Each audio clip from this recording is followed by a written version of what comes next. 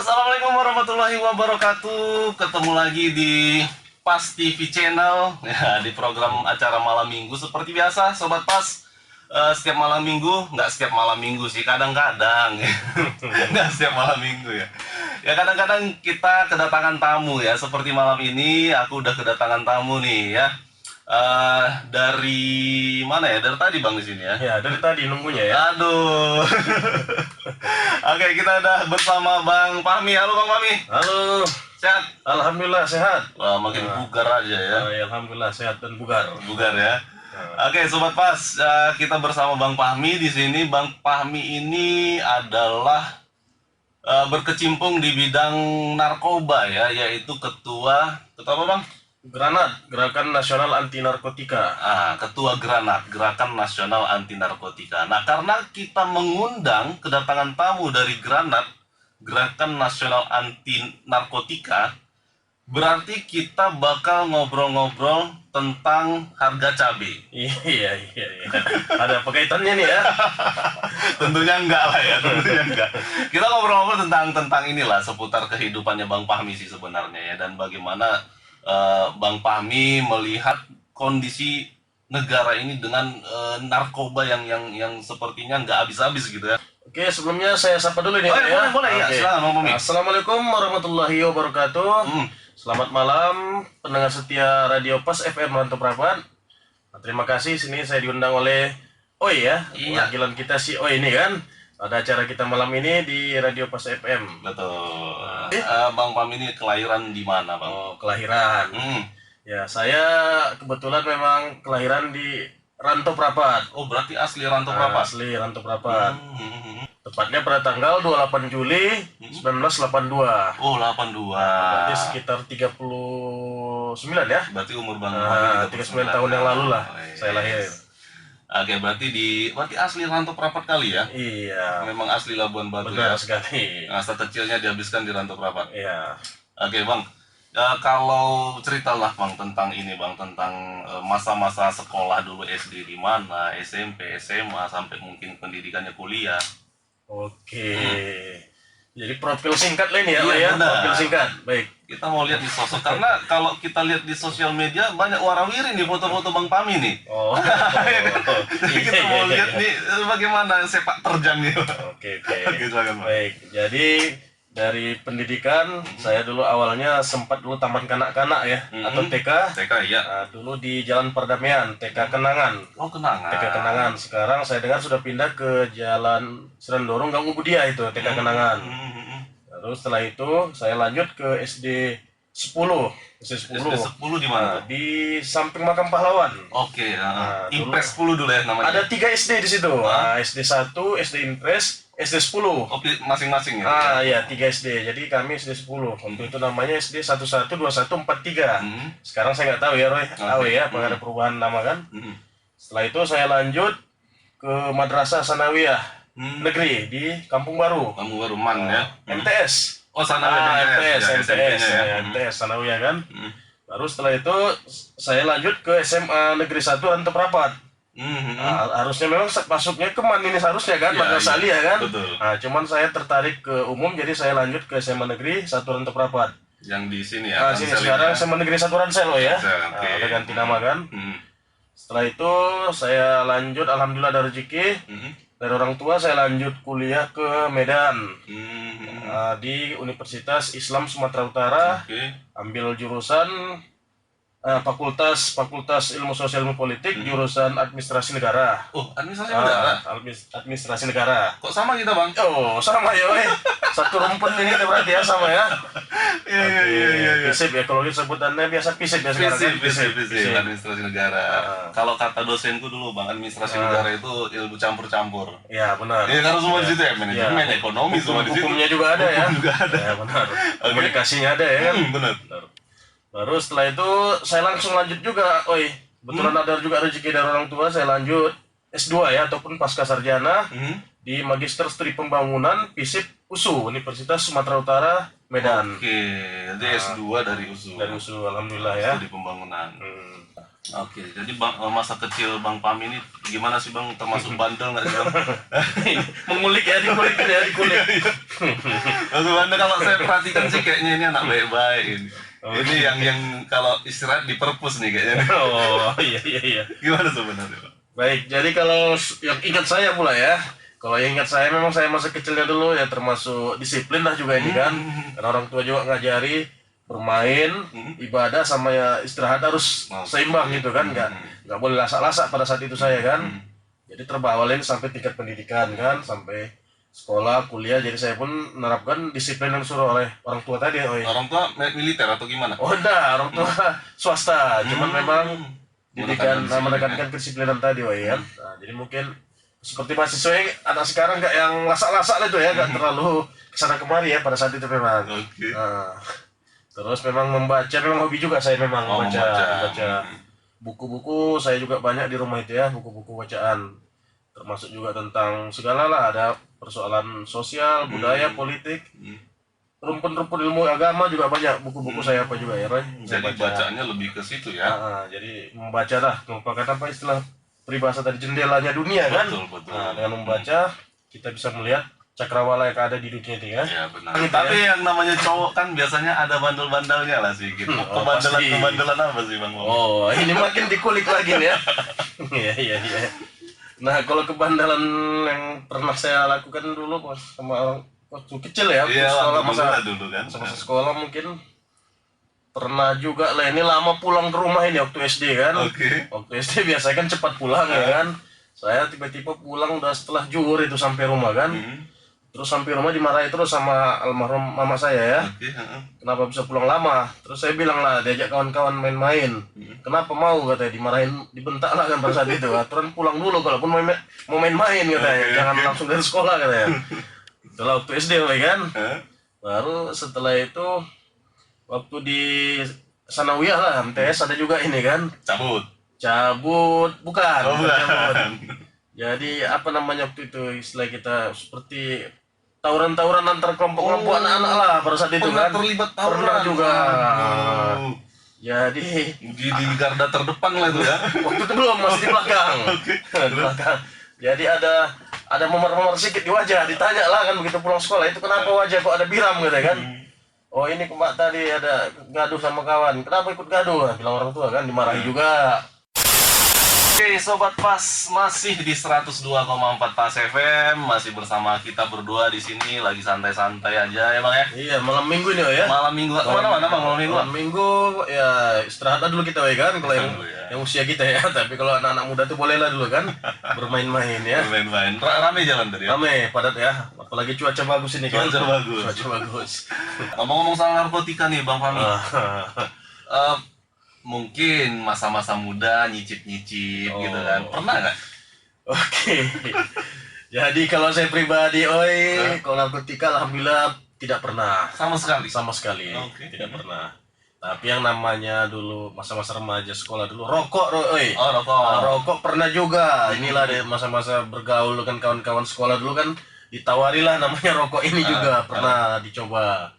Jadi saya tak berapa lama juga itu saya gunakan rokok, saya konsumsi, saya rasa nggak enak juga merokok ini kan, jadi saya tinggalkan lagi sebentar aja. Berarti memang nggak kena lah. Nggak kena lah istilahnya kan, rokok tadi juga. Jadi itulah kalau narkotika alhamdulillah tidak pernah. Kalau miras kayak kata Bang Roma? Miras tidak pernah juga alhamdulillah. Sama sekali. Mantap. Benar-benar bersih ya. Alhamdulillah. Kalau lingkungan Bang Pami gimana? Apakah lingkungannya juga seperti itu? Ya karena kita kan kalau lingkungannya seperti itu biasanya kita terikut gitu kan. Iya, benar. Lingkungan Bang Pami dulu pergaulannya gimana? Nah, jadi kalau lingkungan memang betul faktor mempengaruhi juga ini ya. Kalau lingkungan tempat tinggal saya dulu di Jalan Sirandorong, memang kebetulan situ kami nggak pala yang bandel-bandel lah mungkin ya. Sirandorong di Pangkal ini kami Simpang Kartini ya. Jadi nggak pala yang banyak anak-anak bandalnya. Jadi nggak ada yang mengajari hal-hal seperti itu ya kan. Jadi memang lingkungan itu tidak seperti lingkungan itu. Iya. Nah, Bang Pami, kalau menurut Bang Pami nih, kenapa orang itu selain lingkungan mungkin ada faktor lain, anak-anak terutama remaja terjerumus narkoba? Dan selanjutnya apa yang sebenarnya harus kita punya supaya kita terhindar gitu. Contohnya kayak Bang Pami dulu dari kecil. Apa yang seharusnya kita lakukan supaya terhindar, tidak terjerumus? Oh, oke. Jadi ada dua pertanyaan ini Iya. ya. Pertanyaan pertama tadi faktor ya, faktor yang menyebabkan. Yang kedua tadi triknya lain ya, Iya, supaya jangan terkena tadi kan. Iya. Oke. Jadi dari hasil pengamatan secara umumnya nih ya, Ya, karena Bang Pami kan Ah. berkecimpung di bidang ini Iya, kan, betul. sama narkoba kan. pemerhati lah ya kan, Pemerhati, pemerhati ya, kan, benar. pemerhati tentang persoalan narkotika. Jadi faktor-faktor yang pengaruh ini antara lain ini ya, pertama saya lihat faktor dari internal yaitu keluarga. Oh, ada keluarga. Nah, faktor keluarga. Kenapa saya bilang faktor keluarga? Hmm. Karena biasanya kalau keluarga yang apa istilahnya, yang akur, yang baik-baik di rumahnya, tidak ada pertengkaran orang tuanya, biasanya didikan orang tua sama anak itu bagus itu kan, nggak anak itu nggak dibiarin gitu kalau saya lihat. Oke. Tapi maaf bila orang tuanya broken atau sering bertengkar, biasanya anak itu apa namanya dibiari kan, nggak dididik lagi kan, mau kemana nggak ditanya, mau pergi ke sana kemari dibiarin kan. Jadi faktor keluarga juga sangat mempengaruhi. Artinya orang tua ini mesti akur, Ya. baik. Nah, itu berpengaruh terhadap psikologi si anak. Psikologi, ya. Psikologi si anak tadi kan. Jadi kalau misalnya di rumah orang tua ribut segala macam, Ah, anak mencari kehidupan di luar gitu benar kan. sekali. Kehidupan Cari di luar. kehidupan dia di luar lagi kan. Bener-bener. Nah, yang kedua faktor agama ini, woy. Oke. Agama ini didikan agama kan. Hmm. Ini pun memang orang tua juga yang pertama ini menanamkan dia nih kan, nggak ustadz ini kan, mesti orang tua ini. Kalau ustadz nanti udah taraf sekolah kan, baru kenal dengan ustadz. Kecuali orang tuanya ustaz. Kecuali orang tuanya ustadz, alhamdulillah. Jadi Alhamdulillah. double jadinya kan, Betul. bisa mendidik Lebih kuat lagi lebih ya. kuat lagi ya. Nah, itu Oke. tadi. Jadi kalau dia dididik dengan agama, dibekali dengan pendidikan agama ya, dengan bagus, pemahaman, tahu dia mana yang benar, mana yang salah, insya Allah mungkin akan berbekas pada dirinya. Kalau dia masuk usia remaja kan, dia akan tahu kan mana yang baik, mana yang nggak baik bagi dirinya.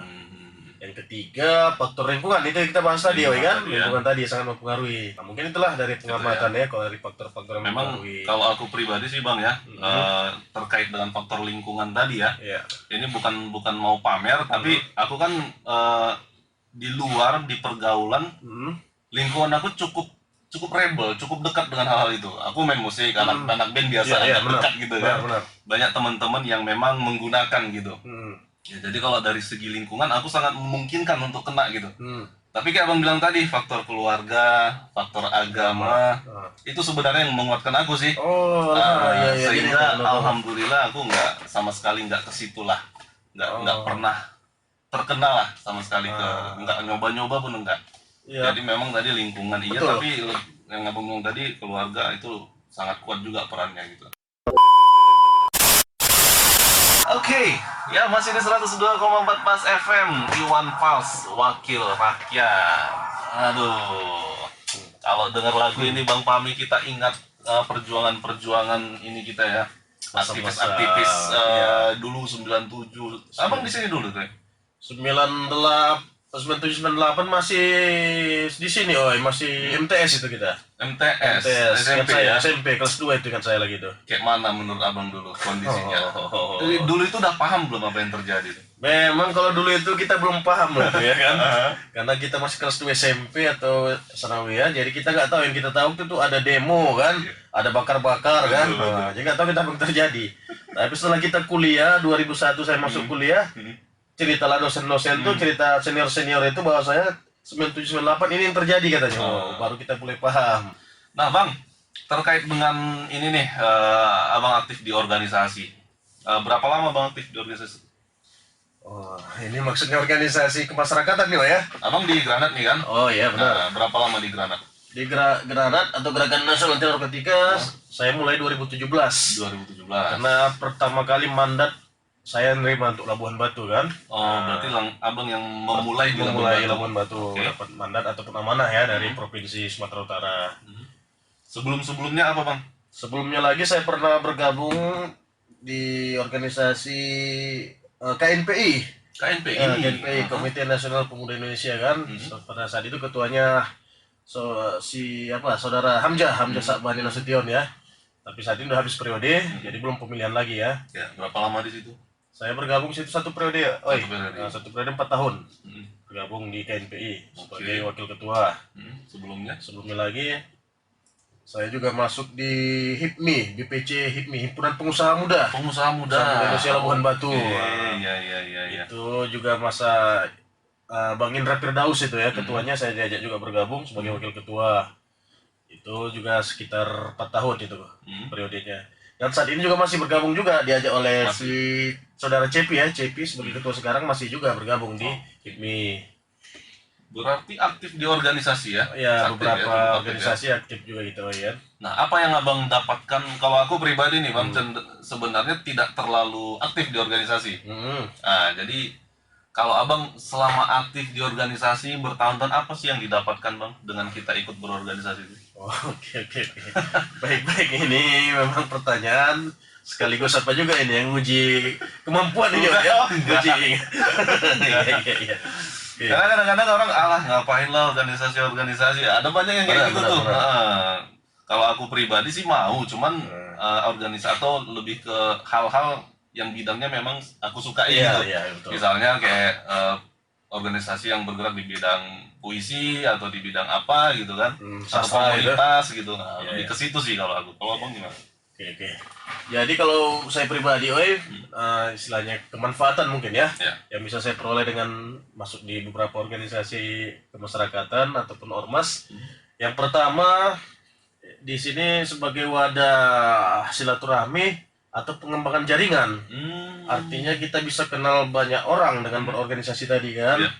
Contohnya kita orang rantau perapat, nanti bisa di Bila Hulu kita ada kenalan, sampai nanti ke Pandang Hilir kita punya kenalan semua kan. Jadi melalui apa itu? Melalui organisasi tadi kan. Apalagi bisa kita gunakan sebagai apa juga ini sebenarnya, bisa pengembangan usaha, bisnis bisa juga melalui organisasi tadi kan. Artinya kita banyak jaringan, banyak yang tadi, benar tadi kan. Kita buka usaha bisa ini ya. Itu loh ya. Mungkin menurut saya kan kemanfaatan berorganisasi. Jadi manfaat itu udah abang dapatkan lah ya selama ini ya. Walaupun belum sepenuhnya ya. Oke, mungkin ada nggak pengaruhnya ke ini bang? Misalnya nih kan, kita udah punya koneksi jaringan nih kan. Nah, suatu saat kita kepingin nih berkecimpung di politik nih. Kalau bang Fahmi ada nggak? Ya, nah ini memang pertanyaan bagus lagi nih kan, makin menarik lagi nih ceritanya. Baik, jadi kalau saya melihat ini ya, sebelum saya jawab tentang diri saya melihat memang hampir ini kebanyakan mayoritas para penggiat organisasi ataupun pemerhati sosial, jika dia istilah bersuara sendiri dengan organisasinya biasanya kan belum kuat. Tapi kalau dia sudah punya legalitas, misalnya menjadi anggota DPRD, biasanya suaranya sudah didengar kan gitu. Nah, misalnya tentang pesan narkotika inilah misalnya kan saya sosialisasi, kampanye dan seterusnya, tapi masih dalam konteks granat mungkin belum kuat kan, masyarakat masih menganggap masih dari organisasi kan gitu. Tapi misalnya jika saya sudah menjadi anggota DPRD kan, jadi orang melihat yang bicara tadi anggota DPRD, jadi saya punya kekuatan untuk mendorong pemerintah kan terhadap hal-hal yang saya kampanyekan tadi dari granat tadi. Jadi kalau abang sendiri? Oke, ini makin menarik lagi nih. Oke, jadi saya pribadi pun sebenarnya niatan tersebut ada ya. Kalau saat lalu memang pada tahun 2019 memang ada beberapa partai politik memang menawari saya untuk bergabung untuk masuk daftar caleg. Caleg yang tahun berapa? 2019 kemarin ya. Kemarin. Jadi saya bilang, saya belum saatnya lah saya bilang. Nanti pada saatnya saya akan langsung jumpain kalian, saya bilang seperti itu kan. Jadi belum ada saat itu niat saya. Tapi kalau ini nanti 2024, ini kan belum tahu langkah rezeki, belum tahu ini kan. Tapi niatan memang ada. Kita lihat nantilah. Melihat situasi dan kondisi. Oke, Sobat Pas, kita balik lagi di 102,4 Pas FM ya, dan obrolan-obrolan kita ini nanti juga bakal tayang di channel YouTube-nya Radio Pas FM Pas TV Channel. Udah subscribe bang? Oh belum, nanti kita lihat nanti ya, kita subscribe. Pantau terus lah. Iya. Oke, kembali ke narkoba nih. Kalau menurut Bang Fahmi, kenapa sih bang kayaknya nggak terberantas narkoba, kok nggak habis-habis gitu? Oke. Iya kan? Iya benar. Baik, jadi kalau persoalan memberantas sampai habis memang saya pikir sulit lah ini kan. Kenapa? Karena di dunia saja atau internasional juga masih banyak ini kan, namanya peredaran narkotika dan sejenisnya tadi. Mungkin penyebab utama dan paling utama saya pikir ini adalah sebuah bisnis yang sangat menggiurkan ini, Oi. Maka ada istilah dari kepolisian karena kartel katanya kan, sindikat ataupun kartel internasional. Jadi artinya mungkin bandar narkoba di Indonesia punya jaringan dengan bandar narkoba di Eropa, di Amerika dan seterusnya. Jadi mereka ini sudah mata rantai. Jadi saya pikir memang ini dia paling utama jadi bisnis ini kan, bisnis gelap kalau bahasa kita kan. Kenapa? Karena nilai rupiahnya kalau narkoba tadi misalnya zamannya sabu-sabu, saya pernah tanya di kepolisian, 1 kilogram sabu-sabu itu sama dengan 1 miliar rupiah. Bayangkan, berarti kan kalah emas itu ya, kalau dari segi nominal tadi. Nah, jadi saya pikir memang ini persoalan utama menjadi bisnis yang sangat menggiurkan. Jadi makanya sulit memberantas ini tadi. Jadi siapapun orangnya bisa terjerat untuk masuk dalam sindikat ini tadi kan. Oknum-oknum sudah banyak kita lihat, banyak terjerat masuk di sini kan. Nah, jadi makanya susah memberantas ini. Terakhir nih Bang. Nah, terakhir.